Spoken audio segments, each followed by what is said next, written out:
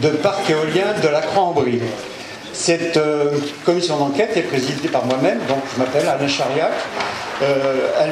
Cette commission est composée de 3 membres, M. Panet, Bernard et Mme Nicole Soyer, qui en fait m'accompagnent dans cette mission. Je remercie messieurs et mesdames les élus. J'aurais aimé rencontrer M. Jacob, mais visiblement il n'est pas encore arrivé. Donc, ce qui n'est pas bien gênant. Je remercie également donc, les élus des communes avoisinantes. Je remercie donc monsieur le maire de la Croix-en-Brie qui nous prête cette salle, mais aussi tous les élus donc, des communes avoisinantes.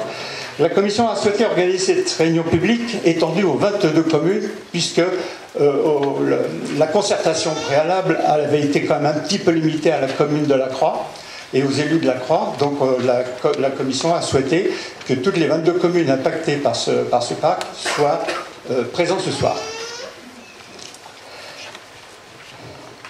Donc je rappelle quand même que cette commission d'enquête est nommée par le tribunal administratif, que le tribunal administratif de Belin, à la demande donc, de la préfecture de Seine-et-Marne, et conduit cette enquête et présentera donc ses conclusions en toute indépendance à la terminaison de cette enquête publique. Vous avez pu transmettre vos questions, mais je pense que vous les avez déjà écrites sur vos papiers. Ces petits papiers vont être récupérés donc, par l'animateur. Donc, sitôt que vous avez écrit vos questions, vous allez les préparer de façon à ce qu'on puisse les collationner. Ensuite, simplement, je donne la parole effectivement à nos animateurs qui vont vous énoncer le déroulé de cette réunion. Voilà. Alors, il faut savoir quand même que cette enquête... Bonsoir, M. Jacob. Donc, il faut savoir que cette réunion est enregistrée, hein, c'est-à-dire que éventuellement filmée, mais sachez que si le droit à l'image ne vous convient pas, on peut demander à ce que ce caméraman ferme sa machine. Hein. Voilà, je vais donc maintenant passer la parole au porteur de projet. Merci, bonjour. Donc, je vais vous présenter le projet. Donc, tout d'abord, je vais vous présenter notre société, donc la société Nordex. Ensuite, je vais vous parler rapidement d'éolien, de vous dire à peu près dans quel cadre on se place. Enfin, je vais vous présenter le projet qui est en instruction pour lequel on a cette enquête publique. Et enfin, je vous parlerai des retombées pour le territoire. Donc, tout d'abord, la société Nordex, nous sommes un constructeur d'éoliennes. C'est important. Notre métier de base, c'est la conception et la construction d'éoliennes. En France, on a une filiale créée en 2001 où on fait également le développement des projets. Donc on est présent à toutes les étapes du projet, c'est-à-dire le développement, donc de l'identification du site jusqu'à l'obtention des autorisations, la conception des machines, la gestion de chantier et la maintenance des éoliennes pendant toute la durée de vie du parc. Il est important de noter que nous ne sommes pas exploitants de parc. Une fois le parc construit, il va être vendu à un exploitant donc, qui va gérer l'exploitation. Il est vendu avec un contrat de maintenance sur 20 ans. Donc on est présent pendant toute la durée de vie du parc. Vous êtes de passage, vous avez dit on est à peine au stade du projet, on est déjà en train de revendre le projet à des gens qui vont l'exploiter après. C'est vrai. Les gens qui vont l'exploiter après, ils sont tous inconnus, personne ne les connaît, ils ne sont soumis dans cette étude à aucune autorisation. Ça peut être n'importe qui et ça peut, comme ça a été évoqué par des gens tout à l'heure, disparaître comme de l'eau de boudin en faillite. Ce serait très bref.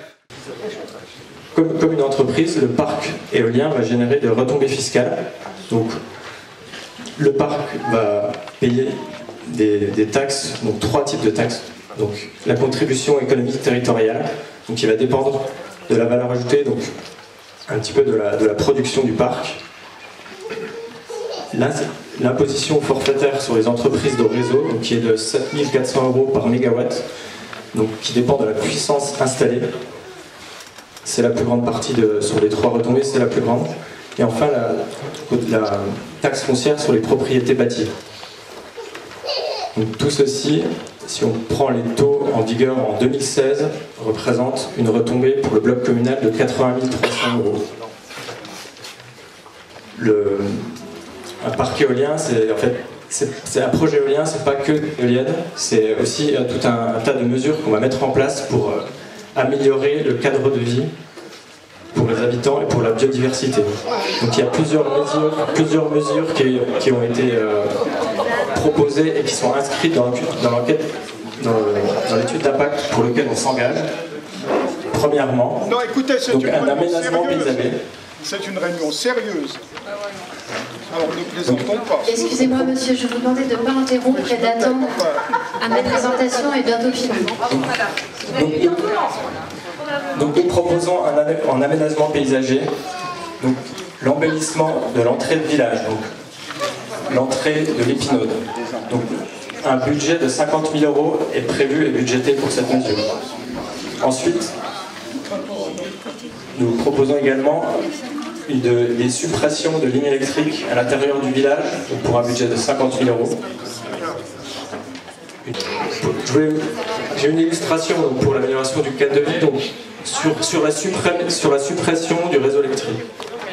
Donc, je vais vous donner un exemple. On va ajouter des éoliennes à 1 km du village, donc on ajoute des éléments dans le paysage.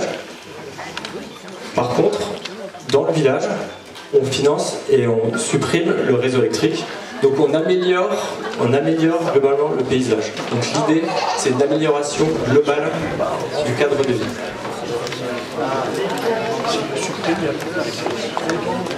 Voilà, j'ai terminé, merci. On est disponible pour les questions. Donc merci à eux tous d'avoir été assez attentifs à cette présentation. On va prendre, comme on vous l'a dit, quelques premières questions qui ont été notées sur les papiers. Bien évidemment, on se garde du temps pour la suite, pour les autres questions. Donc première question, quel impact sur le prix de l'immobilier dans le cadre de ce projet? Je vais laisser les porteurs de projet répondre à cette question. Vaste sujet, le sujet de l'immobilier et des parcs éoliens. Je vais tâcher d'apporter une réponse qui vous satisfait, au mieux en tout cas. Tout d'abord, j'aimerais simplement rappeler que le cours de l'immobilier ne dépend pas uniquement d'un parc éolien, vous le savez aussi bien que moi. Aujourd'hui, il n'y a pas d'éolienne à la Croix-en-Brie, il n'y a pas d'éolienne en Brie-Nangissienne, et pourtant le cours de l'immobilier fluctue au quotidien, au cours des mois, au cours des années, et donc de ce fait n'est pas uniquement dû à la présence ou l'absence d'un parc éolien. Après, en effet, il y a deux types de critères qu'on peut classer pour juger d'un bien immobilier et de sa valeur. Des critères objectifs, on en a listé quelques-uns. Évidemment, sa localisation, la surface habitable, le type d'isolation, le type de chauffage, des choses comme ça. Donc tous ces critères objectifs ne seront pas influencés par le projet éolien. Ensuite, je vous invite à écouter la fin de la réponse, comme ça a été dit dans les règles, s'il vous plaît, pour une question de respect. à l'inverse, des critères subjectifs peuvent exister et influer sur la... immobilier, monsieur. La localisation. Donc je vais finir la réponse à la question. Non, il a fait des grandes études, ce monsieur. Et donc il y a des critères subjectifs liés plus à l'affect de chacun, qui sont liés en effet à la vision qu'on a depuis son habitation, à l'orientation, l'aspect coup de cœur, etc.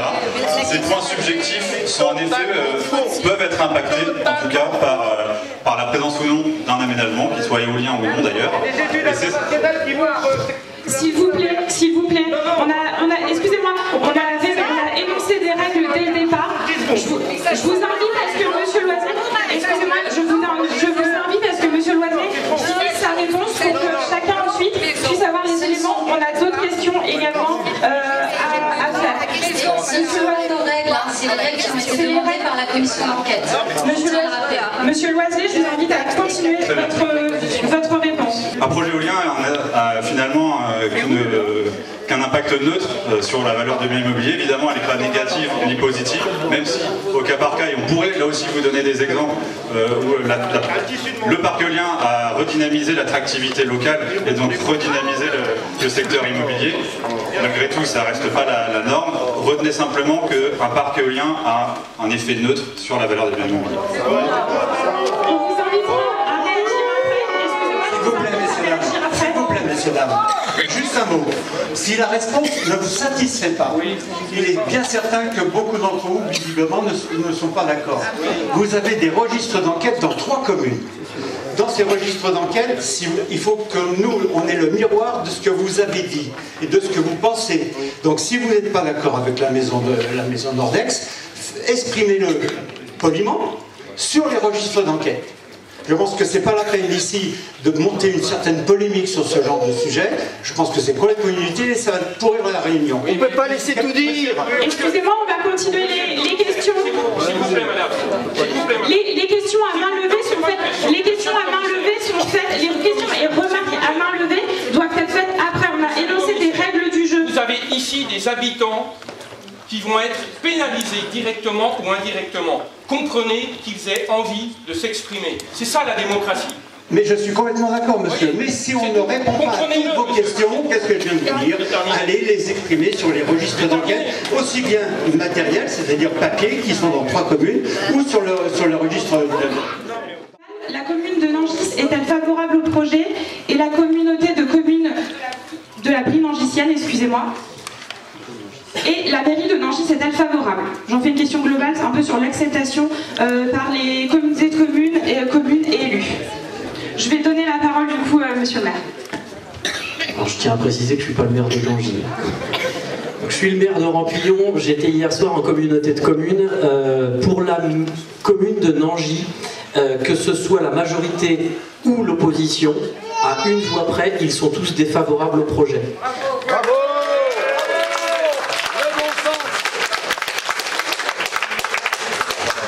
C'est sympa de se faire applaudir, je suis désolé.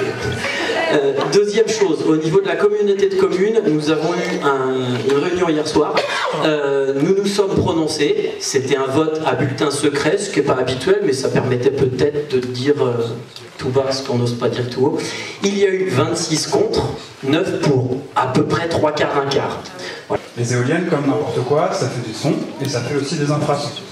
Souvent, il mentionnait que les infrasons auraient un impact sur la santé. Donc moi, ce que je vous invite à faire, c'est vous reporter aux études de l'ANSES qui ont été commandées par le ministère de la Santé. Il y en a eu 3, une en 2008, une en 2013 et une dernière en 2017, l'année dernière, qui reconclut une nouvelle fois que les taux d'infrasons émis par les éoliennes, à une distance de plus de 500 mètres, où sont les premières habitations minimum selon la législation, dans le cas on est à 720 mètres, comme Paul le rappelait tout à l'heure, n'émettent pas d'impact sur la santé. Il y a eu plusieurs études, notamment il y avait des preuves avec des effets nocebo. En gros, des gens se plaignaient des infrasons des éoliennes à des moments où elles ne tournaient pas. Donc voilà, le mieux c'est de se reporter aux études qui ont été faites là-dessus. Et les sons? Je vais juste compléter la réponse de mon collègue. Malheureusement, je n'étais pas agent immobilier, je ne suis toujours pas médecin. Je vais donc me référer au rapport dernier de 2017 de l'Académie de médecine qui conclut son rapport par cette phrase que je vais vous lire puisqu'elle n'est pas de moi. Aucune maladie ni infirmité ne semble pouvoir être imputée au fonctionnement des éoliennes. Voilà, c'est l'Académie de médecine qui écrit ça. À quelle distance, je vais faire toute une série de questions, un petit peu sur le même thème. À quelle distance les premières habitations ces éoliennes seront-elles implantées? Combien d'éoliennes seront implantées sur le parc? Globalement, les éoliennes impacteront le paysage et si oui, comment? Donc, comme je le disais tout à l'heure, le parc est constitué de 4 éoliennes. L'habitation la plus proche est à 720 mètres. Et donc le sud du bourg est à 1 km de la première éolienne. Et donc les bâtiments ont été consultés effectivement en tout début d'instruction. Ils ont émis un avis défavorable. Madame, s'il vous plaît, je veux... On a une autre série de questions. J'ai écrit une question, je veux qu'on la lise. On prend les questions qui sont ressorties majoritairement. Ensuite, on les place, on ressort majoritairement. Vous lisez ma question. Vous pourrez la poser après. Monsieur, s'il vous plaît. Vous posez la salle à l'oral, s'il vous plaît. On fait, nous, la réglementation en France, c'est un bruit qu'on appelle des émergences. C'est-à-dire qu'on a une autorisation de faire un certain bruit en plus du bruit ambiant. Donc pour ça, pour mesurer le bruit ambiant, on fait des études acoustiques pendant une durée de plusieurs semaines avec des micros qui sont positionnés sur des sonomètres, donc une sorte de micro qui enregistre le bruit ambiant, qui qui sont positionnés dans les habitations autour de la zone de projet.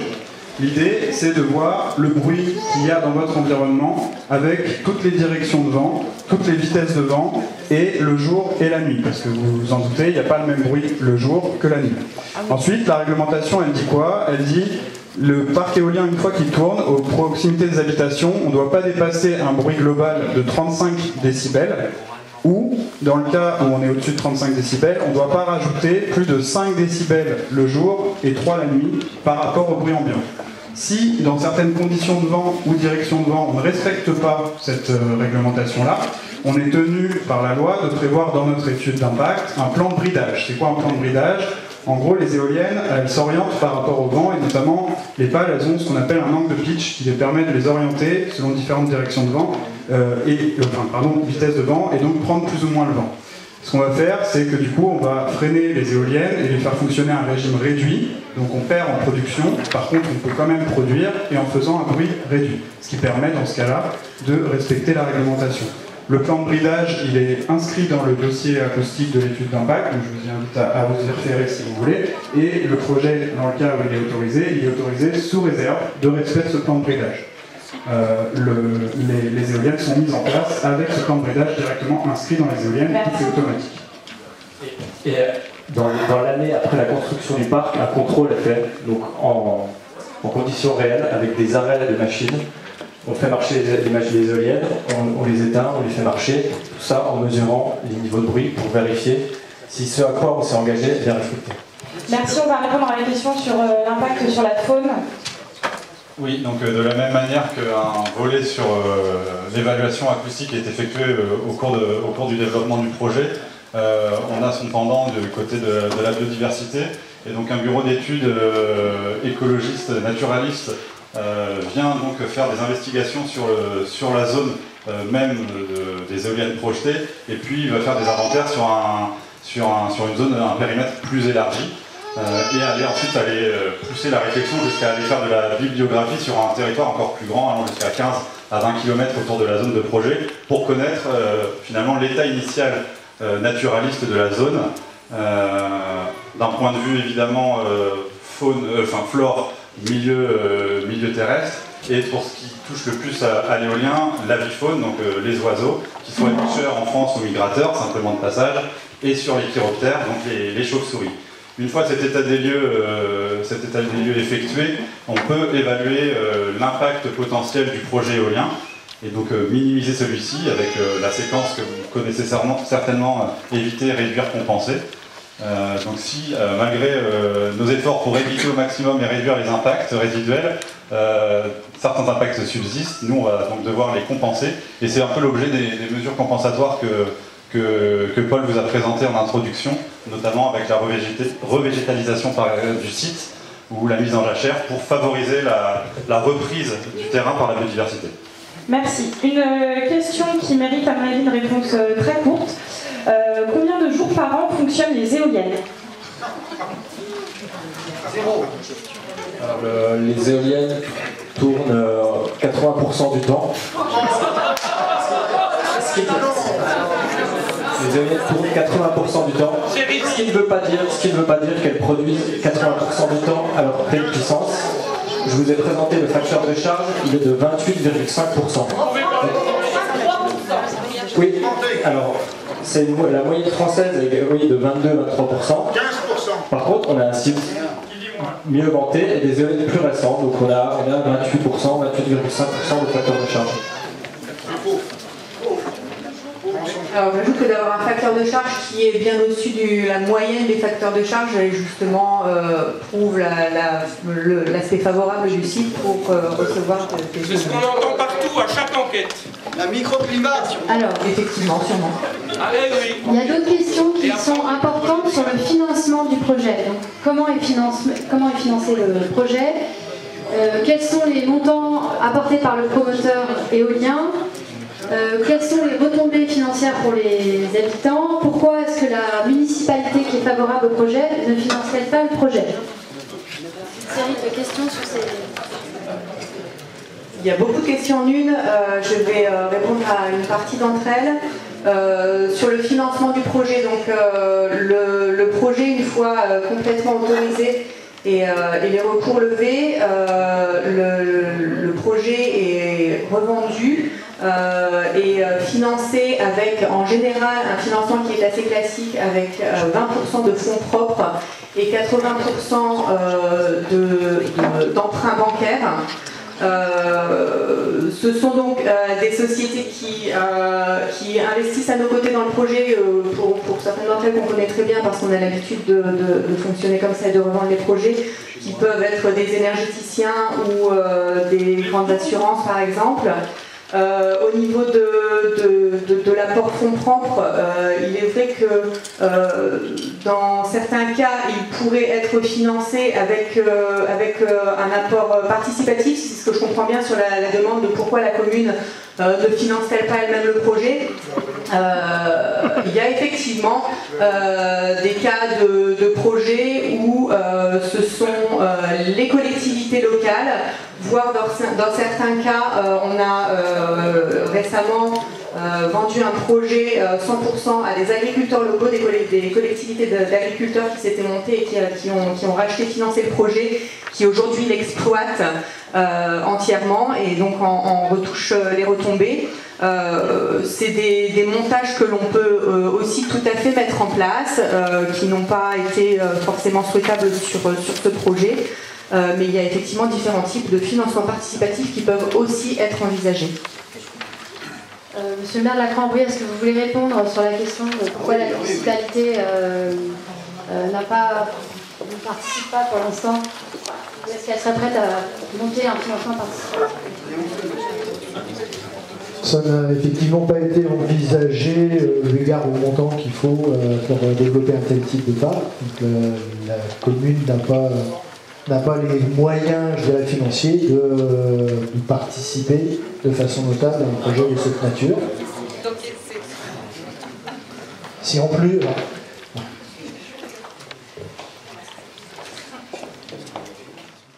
Financière d'un parc éolien de manière générale. Le parc éolien, le chiffre d'affaires est généré uniquement par la production et la vente d'électricité. Donc, c'est une entreprise qui fonctionne uniquement en vendant de l'électricité. Pour rappeler un peu le modèle économique, il y a un investissement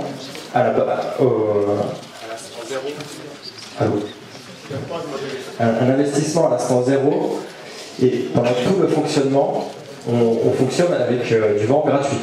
Donc les seuls frais, les taxes payées aux collectivités, les loyers pour les propriétaires et la maintenance.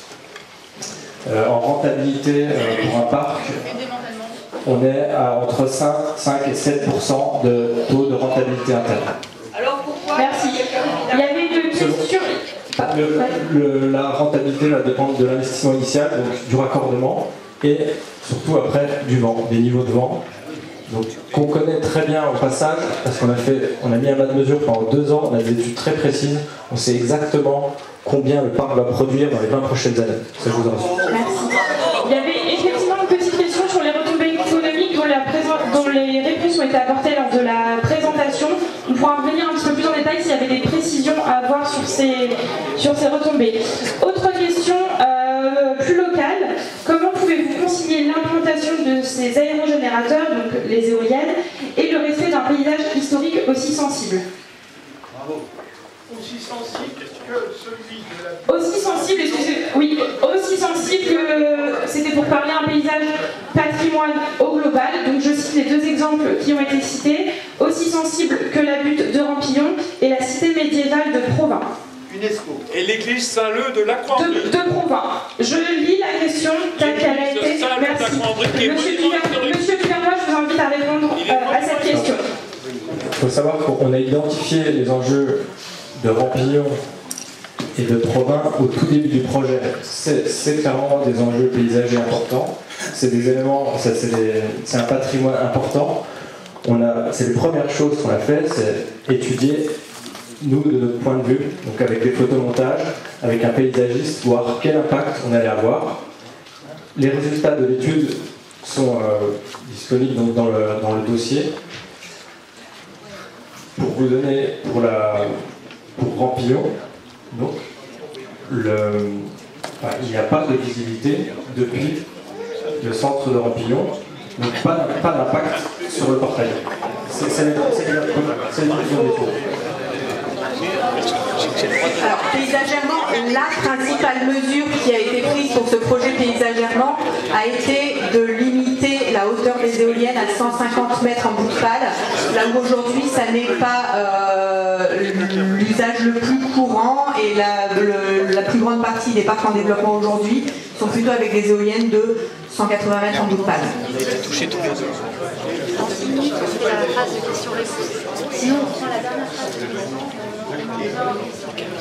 L'avis du patrimoine. L'avis du patrimoine, il me semble que la question a déjà été posée sur l'avis qu'avaient émis les bâtiments de France et le porteur du projet a répondu. Oui, tout à fait. Et qu'il l'a déjà été les années antérieures. Et surtout qu'il l'était sur les autres, qu'il était sur de nombreux projets éoliens qui sont déposés. Là, il y a une question sur cette réunion d'information. Pourquoi cette réunion d'information arrive-t-elle si tard ?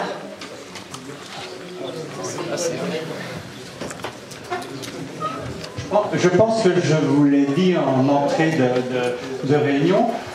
Nous avons fait cette réunion la commission d'enquête a désiré cette réunion parce que la concertation préalable avait été limitée à la commune de La Croix et aux élus de La Croix.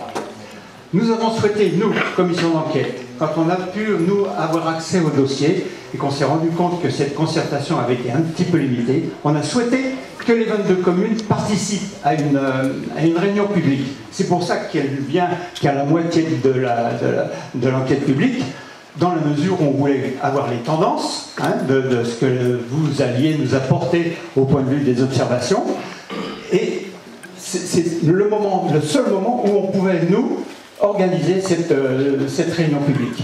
C'est pour ça qu'elle vient pas trop tard, elle vient en son temps. Voilà. Le béton et le ferraillage. Et d'autre part, alors je lis la question mais qui pose un problème. 200 000 € de garantie financière, cela semble insuffisant en cas de besoin de démantèlement. Mais je pense que la personne a fait l'erreur en écrivant la question. Alors, sur le démantèlement, il faut savoir que déjà, les éoliennes, c'est des installations classées protection de l'environnement, ICPE, et donc le démantèlement et la remise en état du site est prévu par la loi. Arrêté du 26 août 2011, qui est relatif à ces éléments-là. Cet arrêté, il dit quoi? Il dit que le propriétaire du parc éolien est responsable du démantèlement du parc. C'est encadré donc depuis 2011. Pour ça, dans le cas éventuel où la société fait faillite et qu'il n'y ait pas de repreneur, il y a une provision qui est prévue. Avant la mise en service du parc, on doit provisionner 50 000 € par éolienne. Alors je pense que ces 200 000 €, ils viennent de là, ça doit être 4 fois 50 000, sachant que c'est 50 000 € de 2011, donc ils sont actualisés chaque année, et que le propriétaire du parc doit réactualiser tous les 5 ans.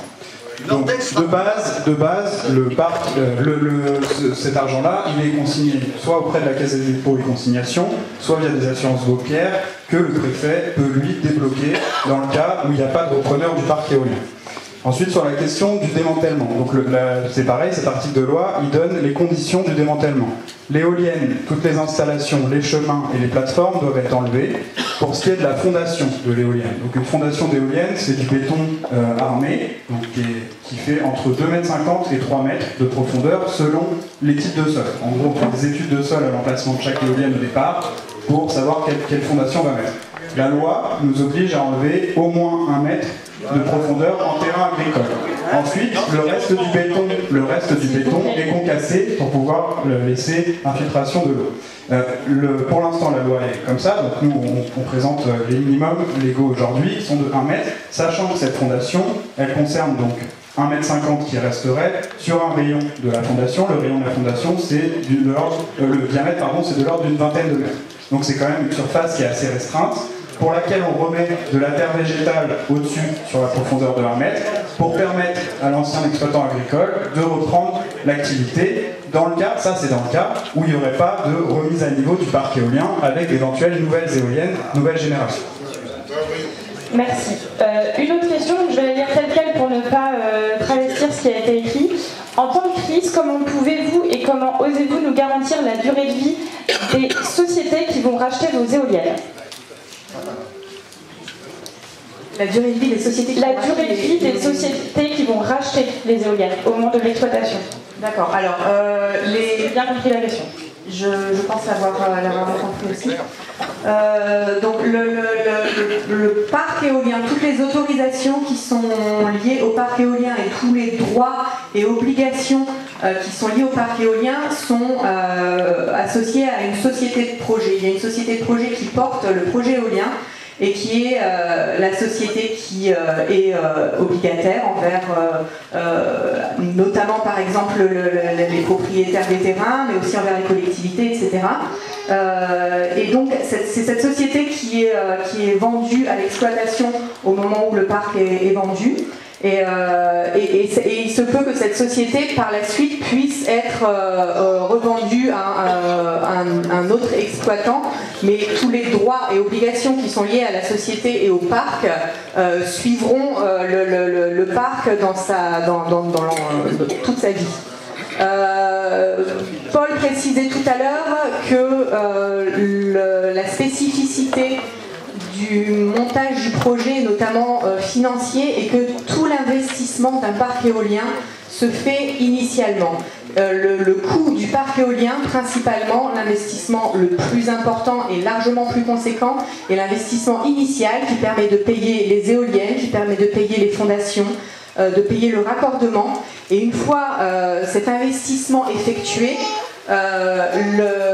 les investissements suivants ne sont que la maintenance. Cette maintenance, elle est relativement faible par rapport à ce que rapporte le parc éolien. Donc, même en termes de montage financier, il n'y a pas de raison de démanteler plus tôt que prévu le parc éolien qui pourrait arriver en fin de vie plus tôt que prévu. Financièrement, en termes de montage, ce serait assez aberrant. Maintenant, si malheureusement, si pour une raison ou pour une autre cela devait arriver, malgré tout, le démantèlement serait bien évidemment effectué dans tous les cas. Sauf si vous faites faillite. Autre question sur tout ce qui est champ électromagnétique. Quels sont les effets sanitaires du champ électromagnétique généré par le réseau haute tension nécessaire? Si on peut faire une réponse assez courte, pédagogique et explicite. Oui, alors... Je pense qu'on peut traiter ce sujet pendant assez longtemps. Donc merci. Oui, je vais essayer d'être assez simple, rappelant juste que tout appareil électrique génère un champ électrique qui, à partir du moment où il est branché, pas forcément en secteur, et un champ magnétique à partir du moment où il est en production, voilà, que ce soit un rasoir, un réfrigérateur, une éolienne ou une ligne haute tension. Donc les deux couplets forment donc un champ électromagnétique. Ces champs électromagnétiques sont globalement assez diffus en fonction de... À partir du moment où on s'éloigne assez rapidement de l'installation à proprement parler.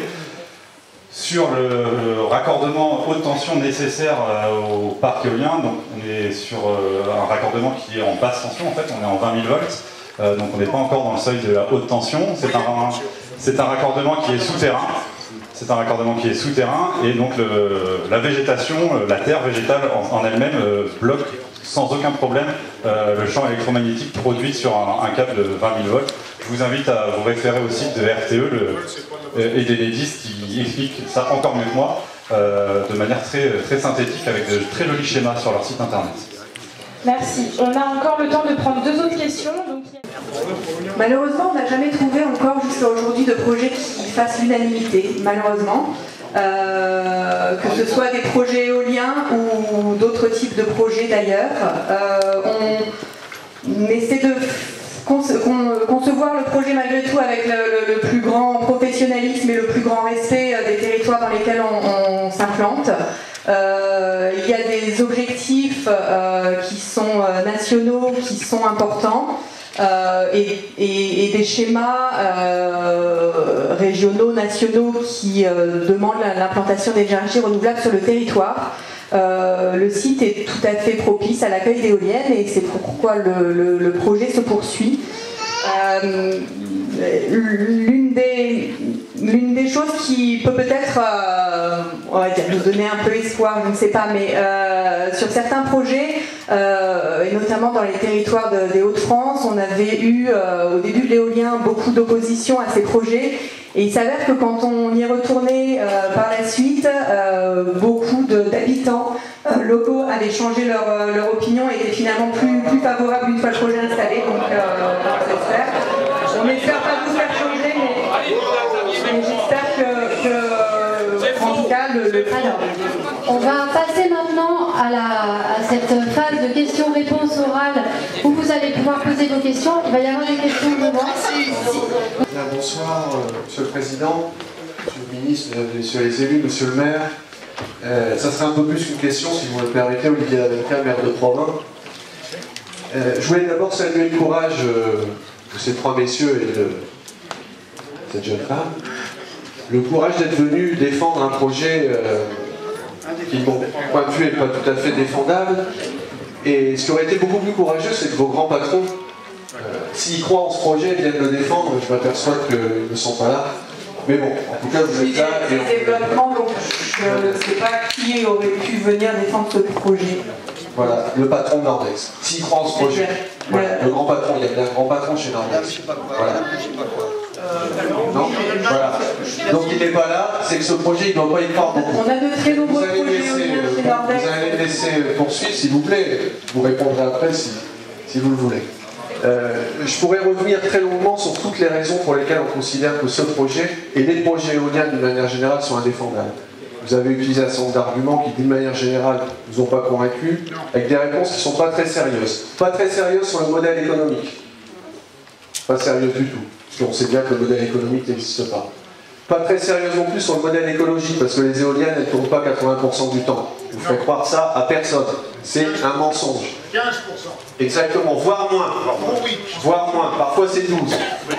Pas très sérieux non plus sur les questions du démantèlement, parce que tout le monde sait très bien que dans 25 ans, en tout cas vous ne pouvez pas nous assurer, dans 25 ans, après que ces parcs éoliens aient été vendus, revendus éventuellement à des fonds de pension ou à des sociétés offshore, ces éoliennes seront démantelées. Elles ne seront pas démantelées, on se retrouvera dans nos paysages avec des mâts de 150 ou 185 mètres de haut, des mâts de ferraille qui risquent de ne pas être démantelés. Pas convaincu non plus sur la question des effets que ça a sur la valeur du patrimoine des habitants. La réalité, c'est que partout où des champs éoliens sont implantés, la valeur des biens perd, et je serai sérieux en le disant, autour de 20%. C'est une réalité. Donc on n'a pas du tout été convaincus, mais je voudrais en venir au sujet qui, en tant que maire de Provins, je laisserai Christian Jacob dire un mot ensuite, naturellement, qui nous préoccupe beaucoup, et je voudrais vous parler des paysages. Des paysages de France. Des paysages de la Brie, et vous parlez un petit peu de Provins, parce qu'on a évoqué tout à l'heure Nangy, et je vois avec Monsieur beaucoup de le maire, satisfaction. je me permets juste de vous dire... Je terminerai, il y a un enjeu qui nous dépasse, et je vais en dire un mot. Mais la règle, c'est que je veux terminer ce que j'ai à dire, et ensuite, voilà.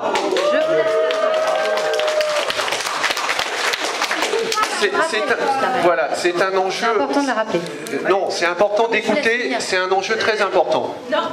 Voilà. Pour nous dire beaucoup de bêtises, donc je vais essayer de vous dire quelques petites choses sensées. Une bêtise notamment, c'est de nous avoir parlé de l'avis de l'ABF. L'avis de l'ABF, moi je l'ai lu, il est extrêmement sévère, il n'est pas défavorable, il est extrêmement défavorable.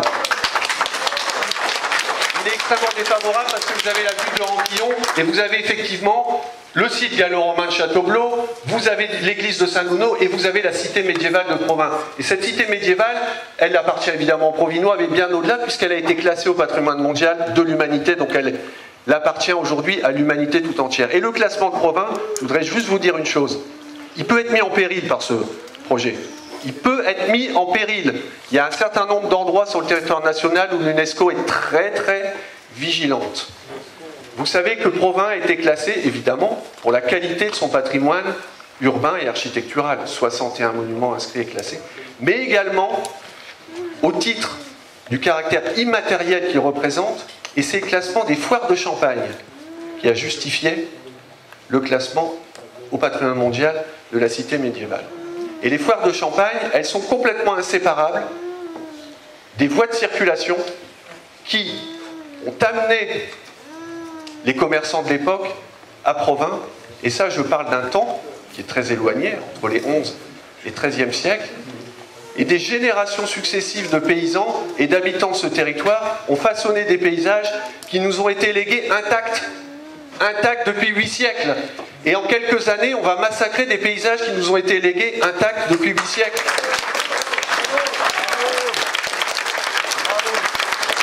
Et donc c'est pour cette raison qu'évidemment, nous serons, les élus le sont d'une manière générale, et les habitants de ce territoire le sont en résistance, il faut bien le dire. Nous l'avons été dans un grand nombre de communes, nous continuerons à l'être, et vous pouvez compter sur notre détermination. Dans l'hypothèse qui me semble hautement improbable, où l'État viendrait avaliser ce projet complètement indéfendable, nous ferons valoir évidemment toutes les voies de droit qui s'ouvriront à nous pour bloquer ce projet qui n'a aucun sens à 15 km de la cité médiévale de Provins. Je vous remercie.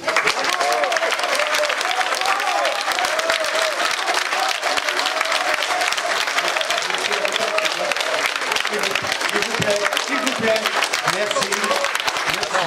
On s'exprime, on est désolé. Je vais répondre très rapidement. Sur le modèle économique, on a déjà fait une réponse, mais je voulais ajouter... Oui, aucune faillite... Sinon, ils ont un droit de réparer la Réunion. Aucune faillite de parc éolien en France. Vous nous interrompez. Non, la parole est au porteur de projet. C'est un échange question-réponse. Aucune faillite de parc éolien en France jusqu'à maintenant. Sur la production, il y a 500 000 mégawatts d'éoliennes installées à travers le monde. Combien avez-vous produit sur 100 000? Même pas 10%. Non. Donc 500 000 mégawatts installés à travers le monde. Il y a une croissance de plus de 10% annuelle. Le modèle économique est là et c'est compétitif. Voilà, j'en dis pas plus. S'il vous plaît. Sur la perte foncière, ça fait donc depuis 2001, on a des parcs installés en 2004, en 2008, en 2012. On a nos centres de maintenance proches. On a des retours d'expérience. On a des communes où le nombre d'habitants a doublé avec des lotissements qui se créent en direction des parcs. Des lotissements qui se créent en direction des parcs éoliens. S'il vous plaît. N'oubliez pas de garder votre réunion d'information. D'accord? Non, mais peu importe. Peu importe, il a les informations. Il a des informations qu'il vous livre. Nous donnerons les sources. Monsieur, parce que vous interrompez, les autres ne peuvent pas poser leurs questions. Je vous rappelle que les questions, elles sont posées dans le micro. Écoutez, non mais... Le déroulé est demandé par la commission. Vos interventions ne servent à rien. Non. Et si elles continuent, on va fermer cette réunion. Comme ça, la réunion, si elle est tronquée, ça sera dommageable pour tout le monde. Alors, on se calme. On écoute aussi bien Nordex que les questions qui seront posées maintenant verbalement. Sur les paysages inchangés, je suis désolé de contredire, les paysages ça évolue, il y a des lignes électriques qui sont apparues, il y a des améliorations, il y a des éléments qui apparaissent, il y a des éléments qui disparaissent, ça évolue, il y a le... Je vais juste rajouter quelque chose sur les paysages. Vous avez dit, monsieur le maire, et alors vous avez dit que tous les éléments qu'on vous avait donnés un par un étaient des bêtises. Moi, j'aimerais bien que vous nous expliquiez d'où viennent les 15% de fonctionnement que vous avez parlé pour les éoliennes, parce que ça, pour le coup, c'est une bêtise. Après, pour ce qui est des paysages et le fait que ce soit intact depuis 8 siècles, ça, c'est aussi une bêtise. Les paysages, ça a toujours changé. Je vais vous donner des exemples simples sur le territoire. Est-ce que les carrières, elles sont là depuis 8 siècles? Est-ce que les puits de pétrole sont là depuis 8 siècles? Est-ce que vous n'aviez pas plus de haies dans vos champs quand il y a eu des remises de grosses parcelles? Voilà. Et pour finir sur l'UNESCO, puisque c'était un des gros sujets de monsieur le maire, et je le comprends, nous l'avons intégré totalement dans le projet au départ, puisque il y a des photomontages. Je vous réponds, vous aurez l'occasion de me répondre après. Je ne peux pas vous laisser dire ça, ce que vous avez fait, c'est une manipulation. Vous avez été au pied de la porte Saint-Jean, vous avez été dans la cuvette à la ferme de Villecran, il fallait monter sur la tour César, monsieur. Vous ne l'avez pas fait. Il n'y a aucun photomontage en haut de la tour César, c'est un mensonge. Vous-même vous le montrez, il est dans l'étude. Voilà. Juste pour finir sur l'UNESCO, il faut savoir un élément important. Il va le montrer, Paul. Un élément. Il faut savoir que des éoliennes à moins de 15 km de Provins, il y en a déjà qui fonctionnent depuis 2 ans, monsieur, sur les communes de Villemox et Pont-Motier. 9 turbines qui ont été construites en 2016. Montpotier, effectivement. Mais c'est à 15 km de Provins également. Je ne suis pas de la région, je suis désolé. Et pour finir, sur l'UNESCO, aussi vous avez dit que ça menaçait le classement UNESCO de la cité. Est-ce que ce projet éolien a remis en cause le classement UNESCO? Deuxième exemple, la cité de Carcassonne. Je pense que tout le monde connaît. Merci, monsieur, vous êtes gentil. Donner la parole à monsieur Jacob pour la prochaine question. Est-ce qu'on peut juste du coup regarder le photomontage? S'il vous plaît, on va se calmer. On va prendre les questions les unes derrière les autres. Nordex y répondra aussi fortement que possible. Mais ce que je veux, c'est que les gens puissent s'exprimer et que chacun puisse le faire. Et même si Nordex ne dit rien, peu importe. Il faut que vous puissiez vous exprimer. Il y a toute une série de questions. Merci. Vous nous les montrez là, les éoliennes? On les voit, regardez. On les voit. Oui, effectivement. L'idée n'est pas de cacher. C'est tout. Non, c'est tout. Allez-y. Bien, merci. Écoutez, moi je voulais aussi réagir sur plusieurs points. Tout d'abord, sur le plan de notre territoire, on a des handicaps, on a des atouts aussi. Et au titre des atouts, le tourisme est un de nos premiers atouts. Si je raisonne sur le grand bassin provinois, c'est aujourd'hui entre 5 et 600 emplois directs qui sont liés à l'activité touristique. Et sur le classement au patrimoine mondial de l'UNESCO auquel Olivier Lavenca faisait référence, nous l'avons obtenu en 2001 dans les conditions qu'il vous disait.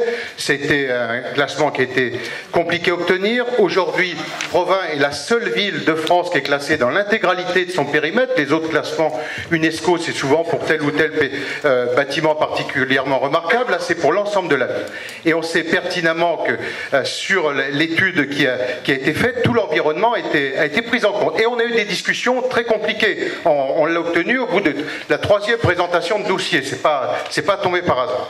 Et on sait qu'aujourd'hui, l'UNESCO est très scrupuleux et un projet comme celui-là, nous sommes convaincus avec tous les contacts que nous avons avec les différents cabinets qui nous ont soutenus pour présenter le dossier et qui continuent de nous appuyer, c'est une remise en cause. Parce que l'UNESCO aujourd'hui veille vraiment beaucoup plus qu'auparavant à la préservation de l'environnement. Donc c'est vraiment un sujet d'opposition que nous avons parce qu'on a la chance d'avoir la cité médiévale, on a les églises de Rampillon, de Saludno, enfin je ne vais pas reprendre l'ensemble des monuments remarquables, mais ça c'est un premier point qui aujourd'hui fait que nous sommes opposés. De la même façon qu'on était opposés à l'exploitation, à l'exploration des huiles et des gaz de schiste. C'était un combat compliqué aussi, parce qu'on nous a expliqué que ça allait être formidable. Nous avons résisté parce que c'était dramatique, là aussi, sur l'économie locale et sur la capacité de création d'emplois et de valorisation de notre patrimoine.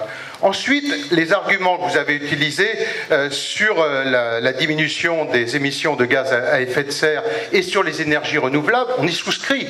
Et nous sommes sur un territoire qui a souscrit. Simplement, nous y souscrivons avec un objectif qu'il n'y ait pas de nuisance environnementale. Nous l'avons fait, par exemple, avec la première ferme, la plus grande ferme photovoltaïque en Île-de-France. Elle est sur notre territoire, mais on a veillé à ce qu'il n'y ait aucune nuisance environnementale. Or là, les nuisances, elles existent bien. Ensuite, le modèle économique, il tient avec la CSPE. C'est de cette manière-là qu'il tient. C'est-à-dire que c'est aujourd'hui par de l'argent public. Et j'ajoute un dernier point, c'est qu'il y a aussi un non-sens à éviter sur l'utilisation de l'argent public. La restauration de notre patrimoine, là je prends l'exemple de ce que nous avons fait depuis plus de 15 ans maintenant sur le Provinois, nous le faisons avec de l'argent public. C'est l'État qui finance, la région, le département et la ville. Tout ça, il n'y a qu'une poche, c'est le même contribuable. Pour la ville de Provins, c'est 25% de son budget d'investissement chaque année qui est consacré au patrimoine. Et donc expliquer aujourd'hui qu'à la fois on utilise de l'argent public pour restaurer le patrimoine, pour développer l'activité touristique, c'est 1 million de visiteurs qui viennent par an, et que par ailleurs on utilise aussi de l'argent public pour détruire le patrimoine, ça n'a pas de sens. Et moi je rejoins ce que disait Olivier Lavenca à l'instant. si jamais, j'ose espérer que ce projet n'ira pas au bout, que l'État ne s'y engagera pas, on utilisera tous les voies de recours. Pour nous, c'est la destruction d'un territoire. Nous avons la chance sur la région Île-de-France d'être le seul espace de poumon vert.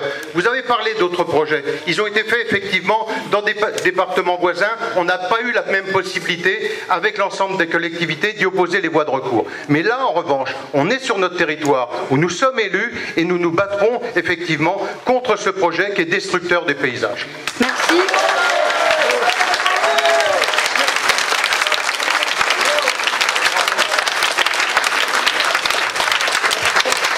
Alors, je vais laisser le porteur de projet répondre. Faites une réponse courte. Très bref, je comprends l'inquiétude de M. Jacob et elle est légitime. Je vais prendre un exemple très simple pour le rassurer et pour vous rassurer tous. L'exemple de la Charente-Maritime, qui est le deuxième département le plus touristique derrière Paris. Aujourd'hui en Charente-Maritime, il y a plus de 150 MW éoliens qui tournent depuis plus de 15 ans. Les touristes ne sont pas partis. Merci Ségolène. Alors, nous avions une question ici, monsieur. Allez-y. Oui, donc je suis le porte-parole du collectif Stop Éolien 77, qui représente 17 associations, toutes les associations, les 16 associations, pardon, de Seine-et-Marne. Il y a donc déjà ici présent au moins 7 présidents de ces associations. Dès le départ, tout est faussé. La société Nordex, vous savez, est juge et partie. Ce sont eux qui font les études d'impact, ils sont payés pour ça. Ce sont eux qui payent tous les gens. Comment voulez-vous que les conclusions ne soient pas minimisées, biaisées, les chiffres, etc. Je prends quelques exemples. J'aurais souhaité effectivement, comme beaucoup d'entre vous, que à la réponse de la dévaluation de l'habitat, qui concerne ici beaucoup d'habitants, aussi bien de ce village qu'à proximité et dans la région, qu'il y ait un notaire ou un agent immobilier, ça s'est vu dans certaines réunions, puisse nous répondre. La réponse aurait été absolument différente. En ce qui concerne les infrasons, vous avez cru bon citer l'Académie de médecine française, en oubliant bien évidemment que cette conclusion était valable pour des installations éloignées de 1500 mètres des habitations. Oui, vous pouvez secouer la tête en disant non. Alors, en ce qui concerne le bruit, il faut se rappeler que du temps de notre bon président Hollande, tout a été détricoté. Ségolène Royal s'y est employée également. En ce qui concerne le bruit, la préconisation, c'est vrai qu'il n'y a pas de normes en Europe. La France a pour une fois un peu d'avance. Eh bien, c'était 30 décibels. On a passé exprès le décret, par un décret, à 35 décibels A pour les éoliennes. Pas pour chez vous. Faites le bazar, vous êtes toujours sanctionné à 30 décibels. En ce qui concerne le démantèlement, vous avez parlé effectivement d'une provision qui est maintenant obligatoire, alors que pendant des années, il a fallu se battre pour qu'elle soit réellement écrite dans les textes.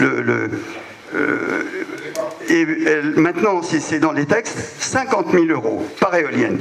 Or, c'est un retour d'expérience, les éoliennes, pas en France, parce qu'il n'y en a pas, à ma connaissance, qui a été détruite, il y en a par contre en friche, déjà, c'est 400 000 € à 800 000 € si on les fait exploser, etc., qui sont nécessaires pour le démantèlement. En ce qui concerne les cultures qui peuvent être immédiatement reprises, etc., il doit y avoir un certain nombre d'agriculteurs dans la salle.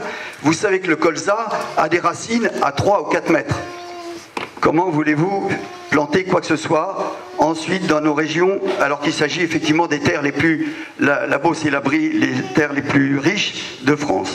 Voilà, bon, j'arrête là parce que je donne la parole aux autres personnes. Je vous donne la parole. Là aussi, essayez d'être concis. Je vais juste, sur les arbres, je laisserai parler Adrien, qui est ingénieur agronome, donc je pense qu'il doit avoir des éléments à donner.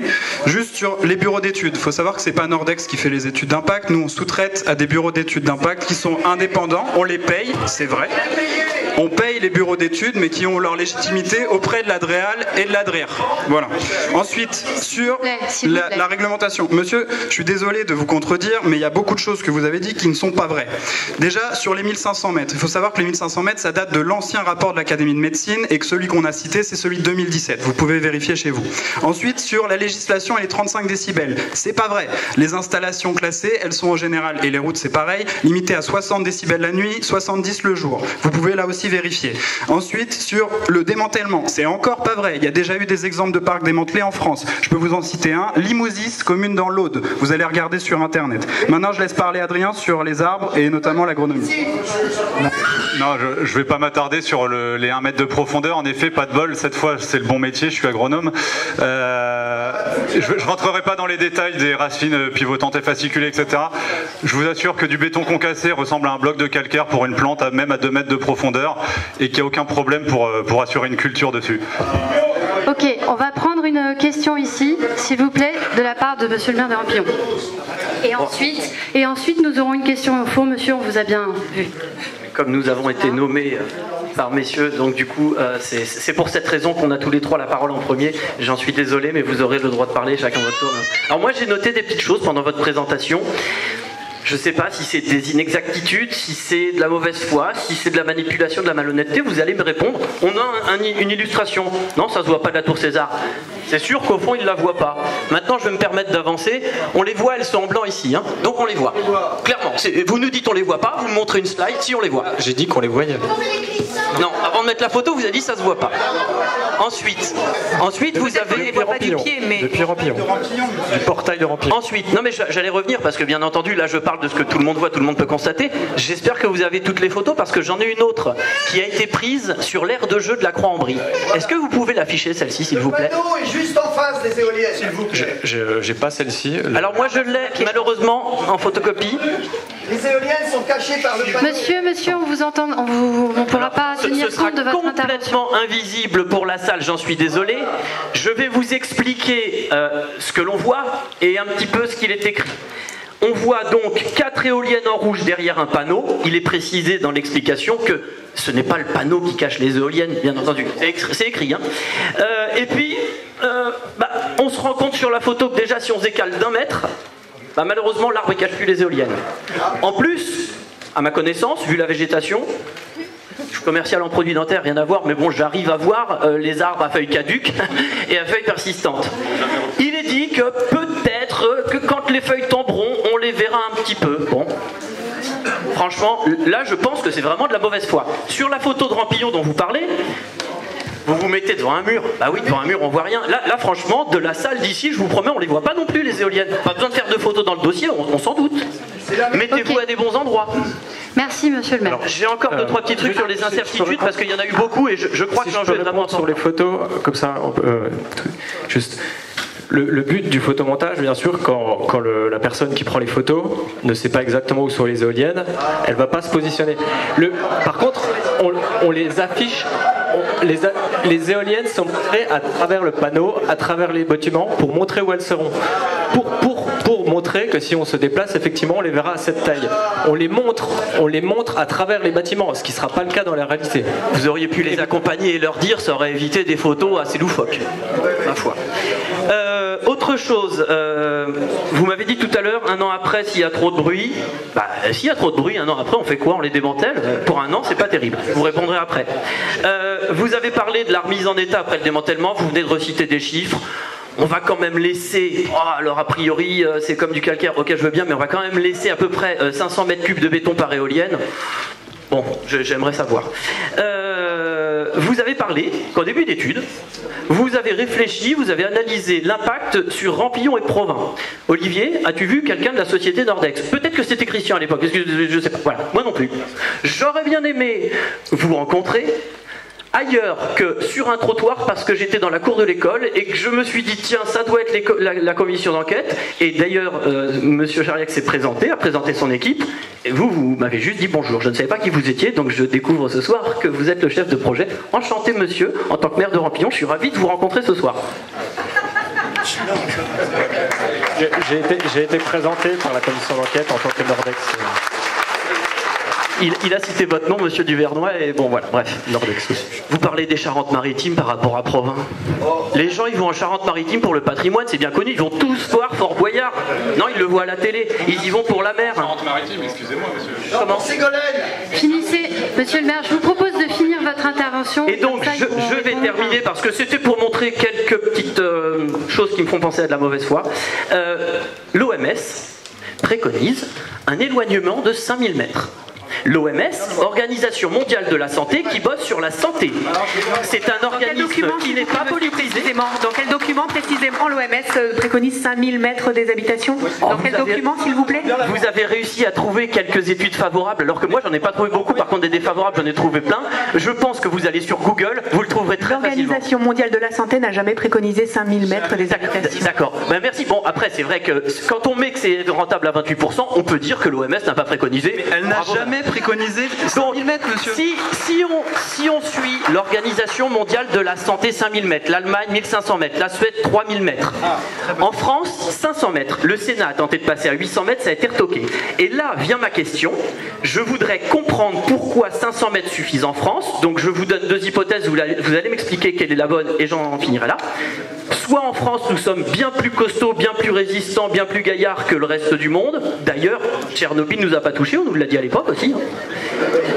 Et, ou bien la deuxième chose, ben on est un peu moins important que les autres habitants des pays voisins. Donc merci de me répondre pourquoi seulement 500 mètres et pas 1500 ou 2000 mètres. Merci. Merci de votre intervention. Je vais vous demander de répondre brièvement.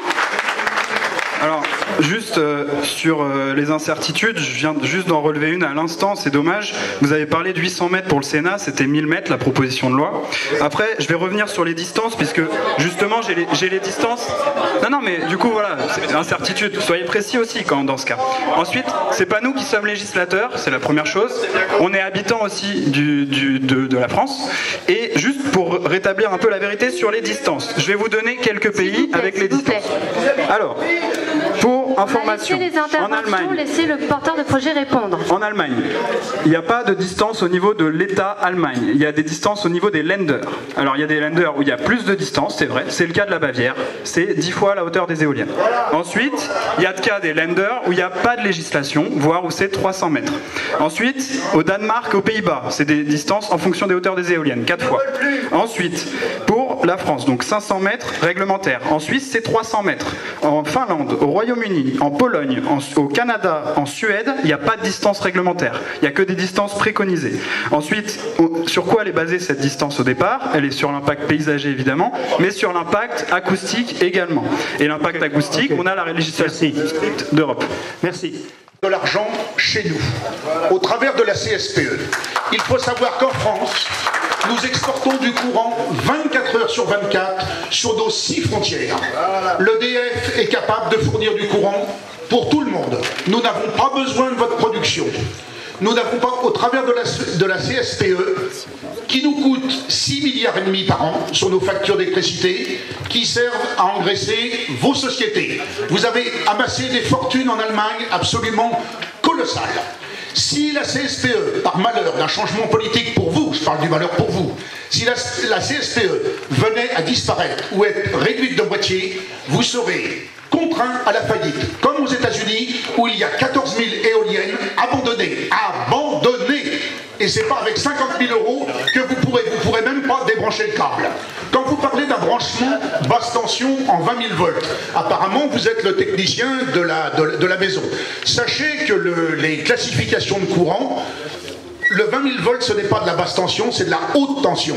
Ça serait bien de remettre un petit peu ça. Ensuite, vous avez parlé de vos objectifs de production. C'est très curieux, mais vous avez un site, et tout le monde peut le regarder, ce site, ça s'appelle Eco2Mix. C'est un site où tout le monde peut l'accéder, c'est gratuit, c'est EDF qui le gère, donc vous allez dire c'est votre ennemi, EDF peut-être, mais nous l'EDF ça appartient à la nation, c'est à nous l'EDF. L'EDF nous appartient à 90% et on veut que ça le reste. Vous verrez, vous apercevrez que les chiffres que vous avez pu dire sont totalement différents, surtout depuis cet été où la production éolienne s'est absolument écroulée. Donc je trouve que ça fait beaucoup de mensonges et j'aimerais bien que vous remettiez un petit peu la vérité parce qu'ici les gens ne sont pas au courant de tout. Juste une dernière petite chose, je ne vais pas être très long. Je suis pilote d'avion privé et vous avez une obligation de mettre des feux anti-collision. Dans la région où je suis, les feux sont tombés en panne. Je suis allé voir l'équipe d'entretien. L'équipe d'entretien m'a dit oui, effectivement, nous avons des petites batteries qui ne peuvent tenir que pendant 14 heures. C'est tout. J'ai dit mais vous faites rien pour ça, vous mettez pas un panneau. Ah, il dit non, c'est pas prévu. Voilà un petit peu le degré de responsabilité qu'une société comme la vôtre peut avoir. Merci. Merci monsieur.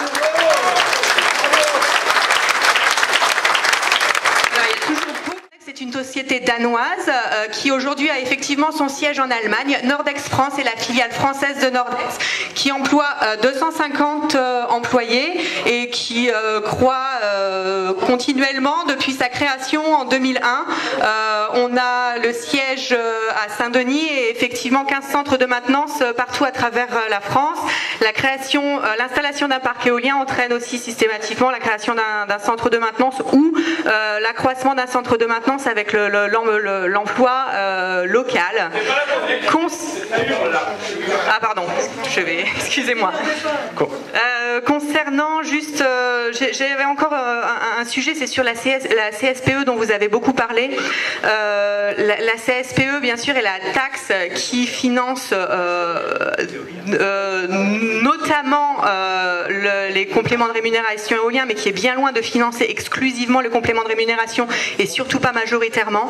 Elle finance notamment la péréquation tarifaire. Donc on a là un slide qui présente les charges de service public, donc la répartition de la CSPE, et du coup l'éolien est financé, représente 17% du financement de la CSPE. Ça fait des milliards quand même qui vont dans vos poches. Alors ensuite sur le coût de l'éolien et notamment le coût qui peut en être imputé aux citoyens par ricochet, il faut savoir qu'il y a une actualité en termes de financement de l'éolien qui est assez révolutionnaire, qui est le passage depuis l'année dernière aux appels d'offres éoliens. C'est-à-dire qu'à partir de maintenant, les projets éoliens, progressivement, parce qu'il y a encore certains projets éoliens qui n'y sont pas soumis, mais la plupart des projets éoliens doivent ou vont devoir se soumettre aux règles de l'appel d'offres. C'est-à-dire que aujourd'hui, ça ne concerne pas tous les parcs éoliens, mais à terme, ça le concernera. Et l'appel d'offres pour Monsieur, on n'entend pas votre contribution, vous interrompez. C'est un système dans lequel chaque projet éolien soumet sa proposition de tarif d'électricité et dans chaque tranche d'appel d'offres, il doit y en avoir 2 par an, chaque tranche d'appel d'offres ne pourra accepter que 500 MW par tranche d'appel d'offres, et donc si le projet éolien est proposé avec un tarif d'électricité qui est trop haut, le projet ne sera pas retenu et le projet ne pourra pas revendre son électricité, ne pourra pas être construit et exploité. Sauf à revendre son électricité sur le marché. Le tout premier appel d'offres qui a eu lieu a sorti un tarif d'appel d'offres moyen de 65,4 € du mégawattheure, qui est largement en dessous des tarifs que l'on avait eus jusqu'à maintenant. Les années précédentes, les tarifs étaient plutôt autour de... Alors, dégraissés année par année. Monsieur, s'il vous plaît, arrêtez d'interrompre. Était autour de 80 € du mégawattheure. Donc voilà pour apporter des éléments de réponse qui indiquent la diminution du coût de production de l'énergie avec des éoliennes aujourd'hui. C'est de toute façon la priorité en termes de recherche et développement dans l'énergie éolienne, c'est de faire diminuer le coût de production de l'électricité, de l'unité du mégawattheure. Et c'est ce à quoi on s'attelle et c'est ce que les premiers appels d'offres ont déjà commencé à prouver. Donc on espère que par la suite, le coût de production d'électricité va diminuer. Ok, merci beaucoup. Alors, bonsoir messieurs dames. Moi je viens ici, je suis pas de la Cambrie, mais je suis de Lyon très précisément, puisqu'on est confrontés au même fléau. Excusez-moi de le qualifier comme ça. Je voudrais juste revenir sur certaines choses. Les gaz à effet de serre. En quoi les éoliennes vont répondre à la problématique en France des gaz à effet de serre, sachant qu'on est le pays en Europe le plus décarboné. Alors vous me direz, c'est nucléaire. Dites plutôt que vous voulez sortir du nucléaire, ça sera différent. D'accord ? La Cour des comptes, parce qu'on parlait du modèle économique, M. Jacob l'a souligné, ça a été souligné également, la CSPE. Mais la Cour des comptes il n'y a pas si longtemps que ça, mais il y a 2-3 ans également, a rendu un rapport cinglant sur le coût de l'énergie éolienne et son efficacité. Je vous invite tous à le lire. Et effectivement, comme le disait le monsieur, consultez l'application Ecodemis, c'est juste parlant. Vous en mettez de plus en plus pour une production qui ne bouge quasiment pas. Le rapport, il est flagrant. Vous en mettez 30% de plus pour 1% de plus de production. Ce qui m'étonne, c'est qu'en Seine-et-Marne, alors moi je me bats dans mon coin, on est une petite association, Vente Vérité en Bassonne pour ceux qui connaissent, voilà. On se bat parce qu'on veut nous imposer un parc de 20 éoliennes. 20 éoliennes, toutes les communes l'ont rejeté. Alors excusez-moi, je fais un petit aparté. Que fait le promoteur qui, soit dit en passant, est un anglo-saxon, qui est loin d'être français également, RES pour les citer. C'est des carnassiers, hein, je vous dis tout de suite. Qu'est-ce qu'ils font? Ah bah les avis des communes, ils s'en foutent, on va avoir la communauté de communes. Et puis on attendra gentiment que le préfet, quand le PLUI sera fait, qu'il faudra absolument mettre des éoliennes, parce que c'est comme ça aujourd'hui, ils iront voir le préfet pour demander l'autorisation. Mais j'ai vu un reportage il n'y a pas si longtemps, on parlait de la Seine-et-Marne. Il me semble qu'il y a des méthaniseurs. Et apparemment c'est pilotable et très... Enfin rentable, je ne vais pas dire rentable. Ça fonctionne très bien, contrairement au solaire et à l'éolienne. Et d'ailleurs, rappelez-vous ce que ça donnait la filière solaire il y a quelques années. Monsieur, excusez-moi. Pardon, oui, excusez-moi. Faites court et ne vous éloignez pas trop du sujet. Excusez-moi, oui, vous avez raison, excusez-moi. Tout simplement, voilà, bah, je crois que j'ai fini en fait.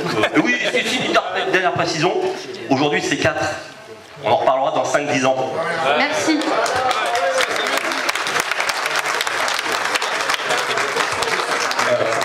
Notre idée n'est pas d'opposer les énergies entre elles. L'idée est d'atteindre un mix énergétique, donc avec 50% du nucléaire, du solaire, de l'éolien, de la biomasse, de la géothermie.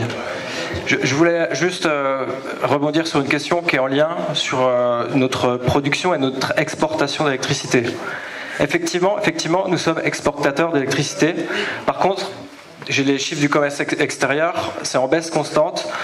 On est donc, cette année, on a exporté pour 700 millions d'euros d'électricité. Par contre, si on prend en compte le solde énergétique, donc les importations d'énergie et les exportations, donc en comptant ce solde excédent en électricité, en 2017, nous sommes à moins 32 milliards d'euros. En 2017, nous sommes... En 2017, notre solde énergétique est déficitaire de 32 milliards d'euros. Alors, non, s'il vous plaît.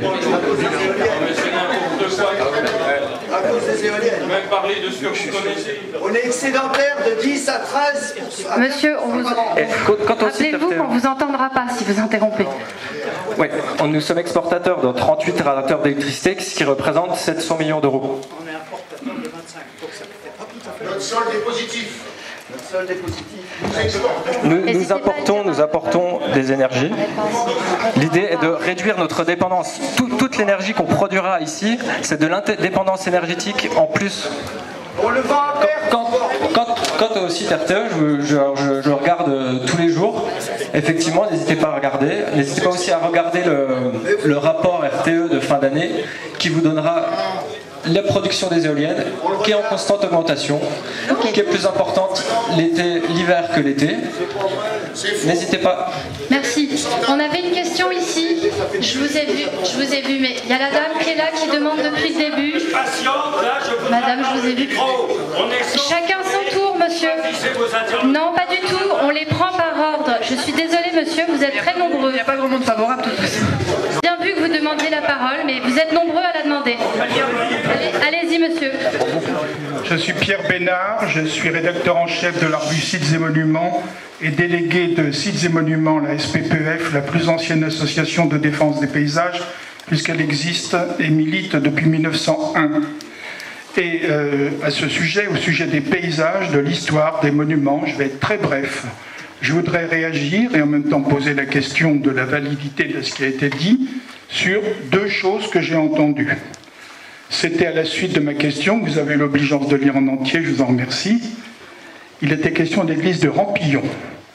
Il me semble bien avoir entendu que l'impact, la co-visibilité ne concernerait pas le portail. Grande nouvelle, ravi, et le reste. Et l'église, et le portail latéral, et la butte, et tout le paysage historique du site de Rampillon. Quoi ? ce sera en covisibilité. Deuxième point, il faut élargir. Et tout à l'heure, j'ai entendu aussi le raisonnement que je connais par cœur. Les paysages évoluent. Oui, ils sont évolués. Oui, oui, oui. La campagne entre Provins et Rampillon et la Croix n'est pas semblable en tout, monsieur, j'en suis bien d'accord, à ce qu'elle était au XIIIe siècle. Reste que dans l'ensemble, et c'est ça qui nous touche justement, elle n'a pas autant évolué que la banlieue parisienne, ou que la ville de Paris, ou que n'importe quelle ville, et sauf Provins. Et d'autres exemples de villes un peu miraculeusement conservées.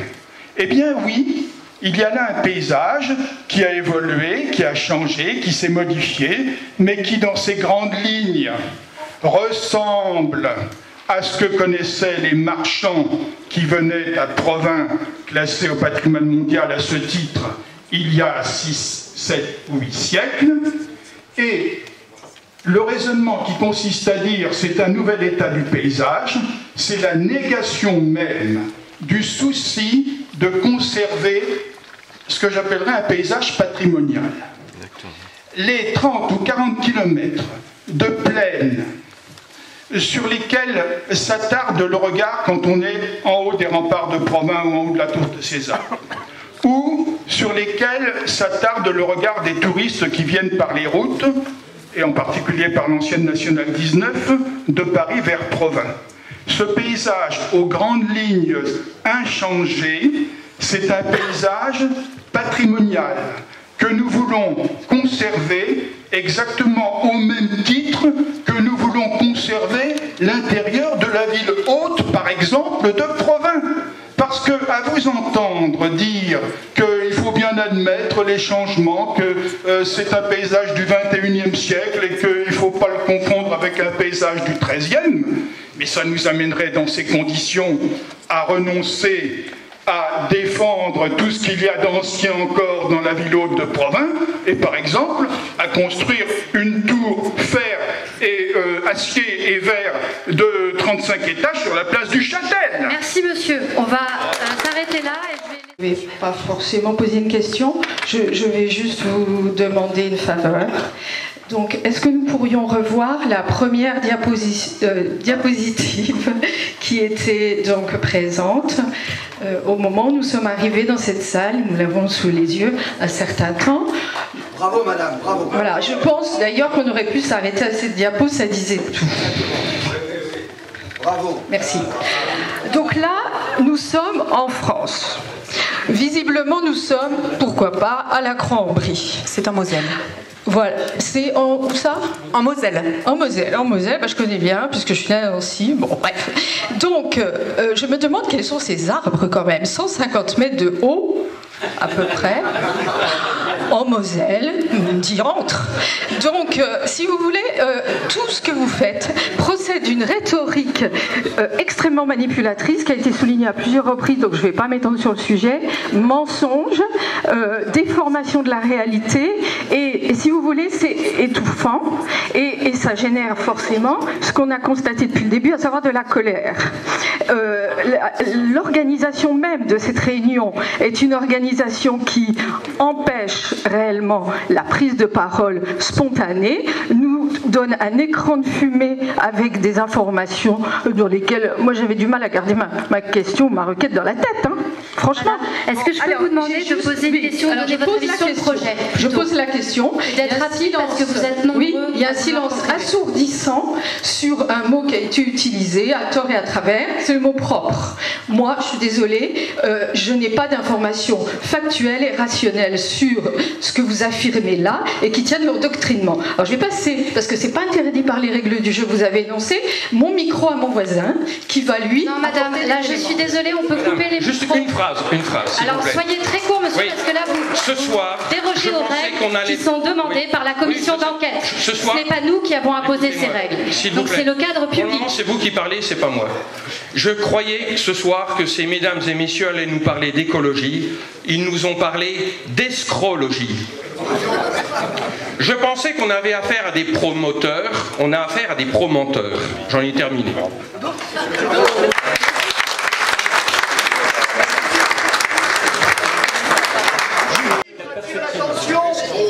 Allô? Allez-y, monsieur, allez-y. Bon, votre projet prévoit 4 éoliennes. Je connais 2 implantations d'éoliennes.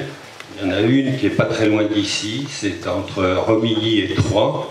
J'en connais une autre dans le Languedoc. Ce sont des champs d'éoliennes. Ce sont des dizaines d'éoliennes qui sont implantées. Donc ma question c'est, à quelle échéance prévoyez-vous l'implantation des futures éoliennes ici, sans que vous nous le disiez dans votre projet initial? Merci pour cette question courte. C'est le seul projet qu'on a actuellement sur la commune et dans les communes alentours. L'implantation d'éoliennes dépend de différents critères, notamment la distance aux habitations, les critères justement avec l'aviation civile. Donc on ne peut pas mettre d'éoliennes partout. On a fait plusieurs études. On estime que c'est un projet adapté à ce territoire et c'est le seul projet qu'on a pour le moment. Merci. Donc la parole est à vous. Le cheval de Troyes, sinon le cheval de Provins. Il y en aura 100. Oui, monsieur. Messieurs, dames, bonjour, je me présente. Je suis Jacques Boudel, je suis exploitant à la ferme de Pras-la-Croix-en-Brie, l'exploitation la plus impactée par le parc éolien actuellement.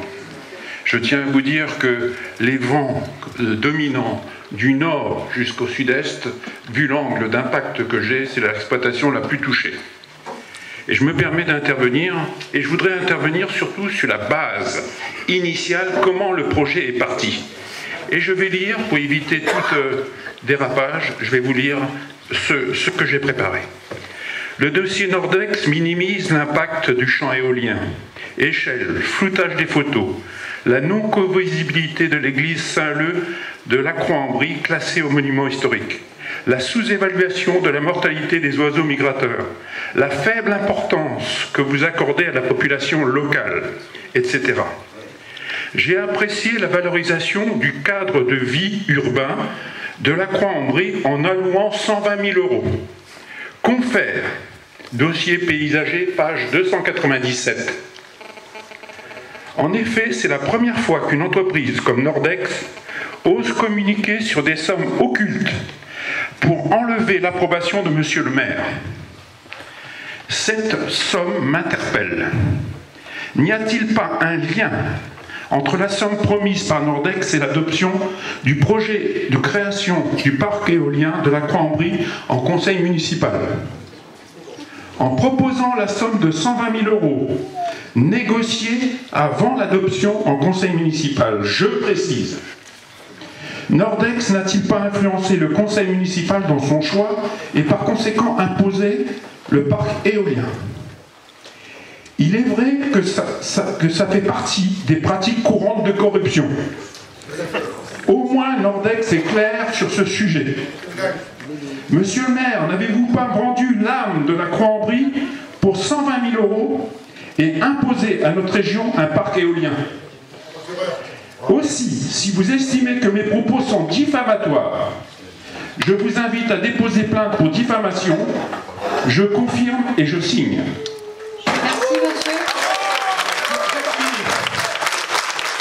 Pour ces manœuvres... Soyez concis parce qu'il y a encore plusieurs personnes qui veulent intervenir. Pour ces manœuvres, je pense que vous devez remettre...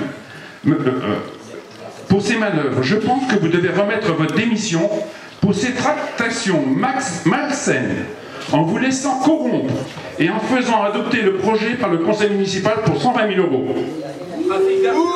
Je précise que l'approbation par le conseil municipal était une étape obligatoire pour poursuivre la procédure administrative du dossier éolien. Une réponse négative du conseil municipal aurait bloqué la poursuite du projet à la Croix-en-Brie. J'en ai terminé. Merci. Alors, je vais répondre sur l'accusation forte qu'on nous porte. À transmettre à monsieur le préfet. Oui, monsieur, s'il vous plaît. Peut-être qu'après, le maire voudra dire quelque chose. D'abord, concernant les 120 000 euros dont vous parlez, ça concerne, c'est pas une somme ferme qui est engagée. Ce sont les mesures. Monsieur, s'il vous plaît, vous avez eu le temps de vous exprimer. Ce sont les mesures compensatoires qui sont obligatoires dans le cadre d'un dossier d'étude d'impact. Dans le cadre d'un dossier d'étude d'impact, il est défini, pour le faire rapidement, l'état initial, les variantes du projet, l'impact qu'aura le projet sur la commune et pas simplement la commune, sur son environnement de manière générale.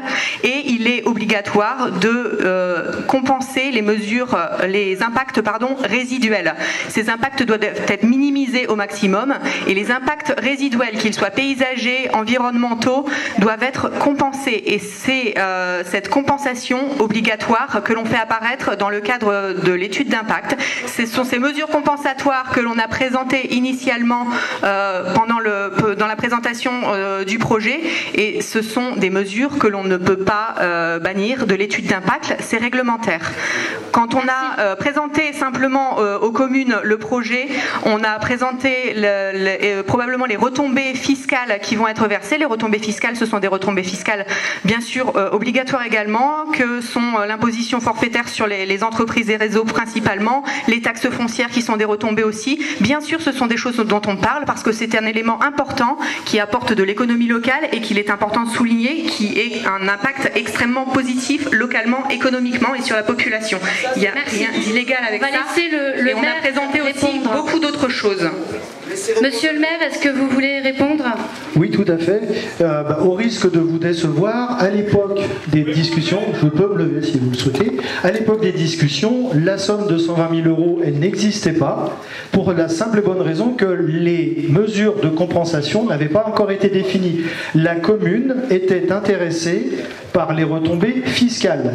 Donc les 120 000 euros n'avaient pas d'existence. C'était pour l'époque, il y avait un projet à l'époque de 2 parcs qui maintenant est un projet d'un parc, et c'était pour 40 000 euros par an. C'était pas pour 120 000 euros en une fois, qui ne sont pas une somme qui est allouée à la commune, mais sont des financements de mesure.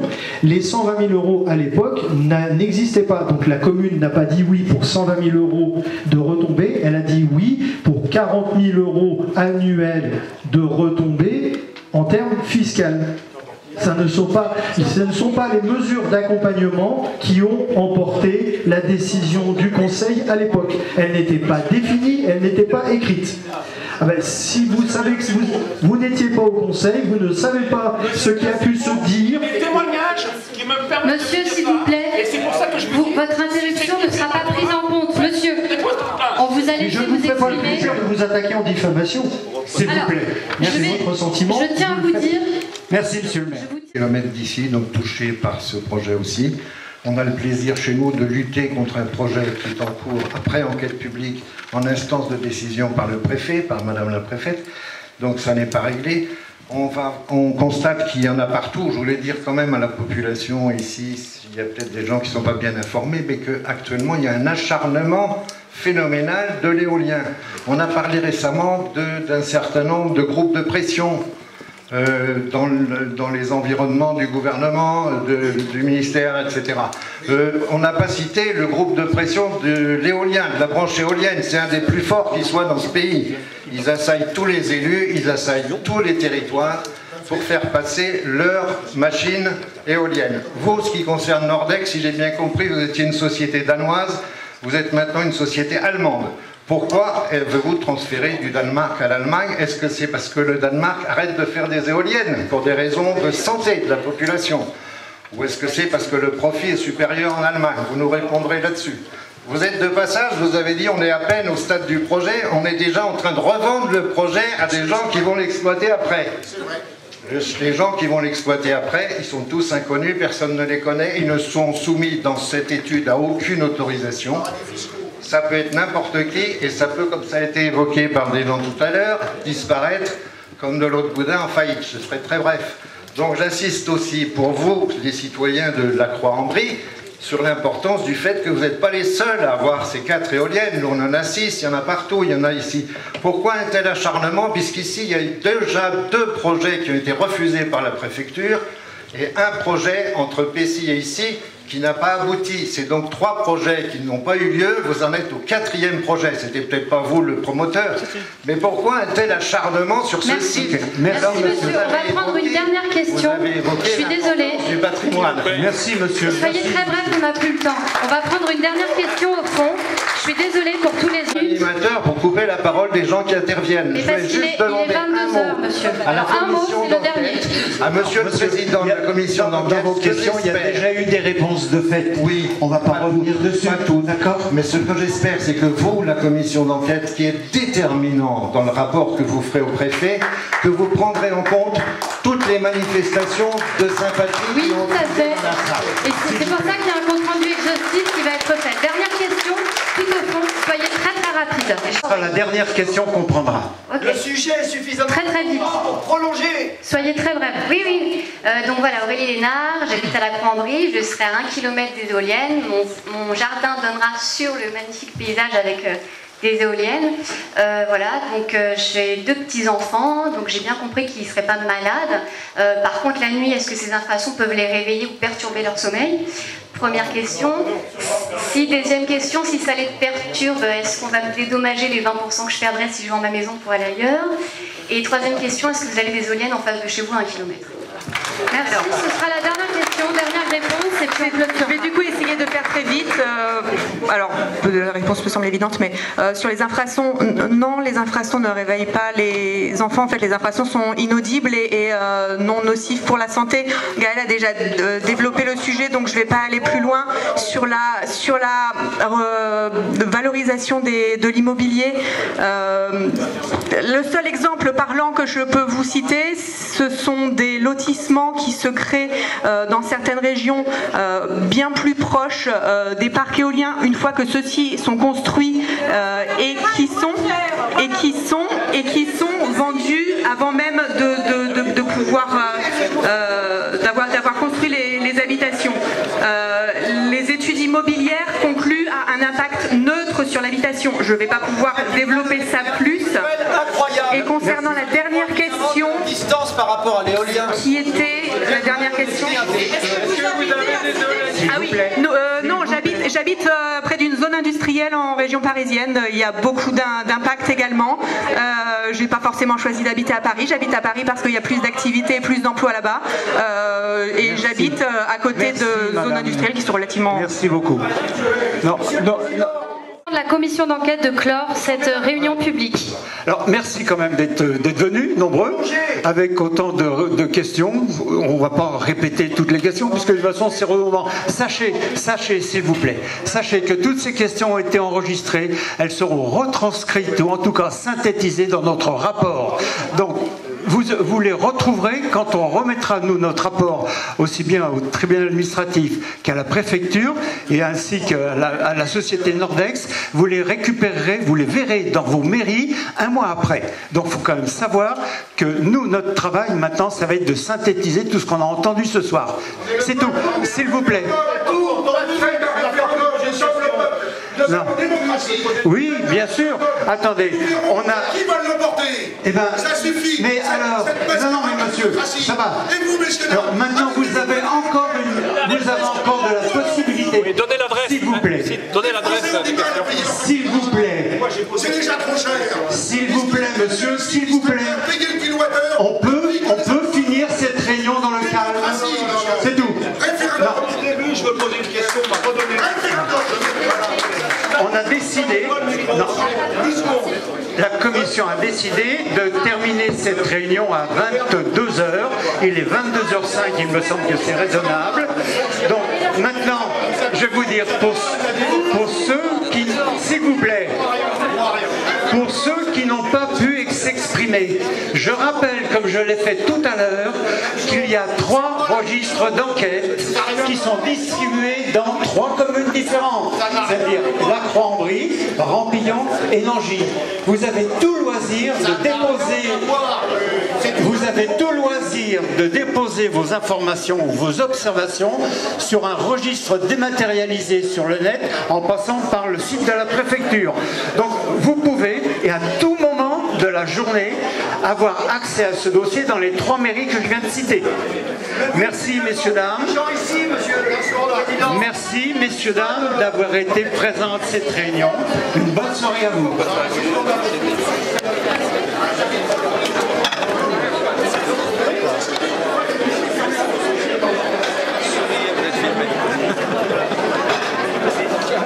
Allez,